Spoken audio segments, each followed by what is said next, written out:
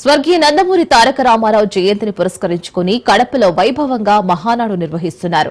నందమూరి తారక రామారావు ఆశయాలతో మహానాడులో తీసుకున్న నిర్ణయాలను చిత్తశుద్దితో అమలు చేస్తామంటున్న ఎమ్మెల్సీ రాంభూపాల్ రెడ్డితో మా ప్రతినిధి వాసు ఫేస్ టు ఫేస్.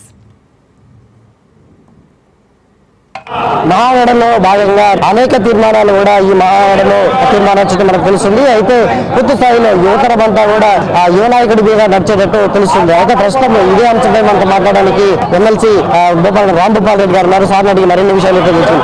చెప్పండి సార్, ఈసారి కడప గడ్డ పైన ఈ మహానాడు కార్యక్రమాన్ని నిర్వహించారు. అయితే రాయలసీమ ప్రాంతంలో మొత్తం ఇది జోష్ నింపేలా ఉంది, ఏమంటారు?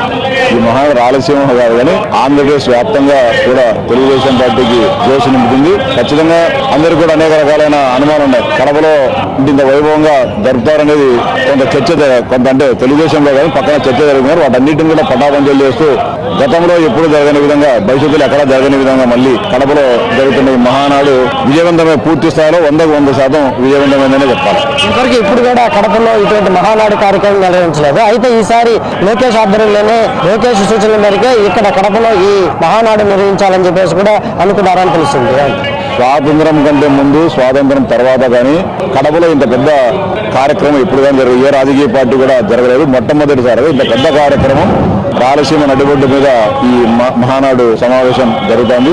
ఇప్పుడు నిన్నంతా కూడా 27వ తారీఖు నిన్నంతా కూడా సమావేశం పూర్తయింది. అనేక తీర్మానాలపైన విస్తృత స్థాయి చర్చ జరిగింది. అదేవిధంగా ఈ రోజు నందమూరి తారక రామారావు గారి జయంతి సందర్భంగా ఆయనకు ఘన నివాళులు అర్పించడం జరిగింది. అదేవిధంగా మిగతా అన్ని విషయాలపైన ఈ రోజు కూడా కూలంకషంగా చర్చ జరుగుతుంది. చివరిగా జగన్మోహన్ రెడ్డి అడ్డాలో మీరు ఇప్పుడు ఈ రోజు మహానాడు కార్యక్రమం నిలబెట్టారు. అంటే ఇది కొంతమంది మీ ఎమ్మెల్యే కూడా ఇక్కడ మాట్లాడుతూ మాధవ్ రెడ్డి గారు అంటే జగన్మోహన్ రెడ్డి అడ్డాగా అభివృద్ధి మన కడప ప్రజల అడ్డా అని చెప్పేసి కూడా అంటున్నారు. అయితే కొంతమంది నాయకులు మాత్రం ఇక్కడ దాన్ని గర్వంగా చెప్పుకుంటే పరిస్థితి ఎలా ఉంది? ఇప్పుడు జగన్మోహన్ రెడ్డి అడ్డా అనేది 2004 నుంచి కాంగ్రెస్ పార్టీ కొన్ని ఎక్కువ సీట్లు వచ్చినాయి తప్ప 1983 నుంచి 2004 వరకు ఏ రోజు కూడా కాంగ్రెస్ పార్టీకి ఎక్కువ సీట్లు రాలేదు. 10 సార్లు తెలుగుదేశం పార్టీకి వచ్చినాయి. కానీ ఒకసారి 9 సీట్లు అంటే 11 నియోజకవర్గాలు ఉండేటప్పుడు 9 టీడీపీకి, 2 కాంగ్రెస్ కు, 8 టీడీపీకి, 3 కాంగ్రెస్ కు సీట్లు వచ్చినాయి తప్ప 2004 నుంచి 2019 వరకు వాళ్ళ కొన్ని సీట్లు ఎక్కువ రావడం జరిగింది. కానీ ఈసారి ఉమ్మడి కడప జిల్లాలో 10కి 7 స్థానాలు మేము గెలవడం జరిగింది. ఎప్పుడు కూడా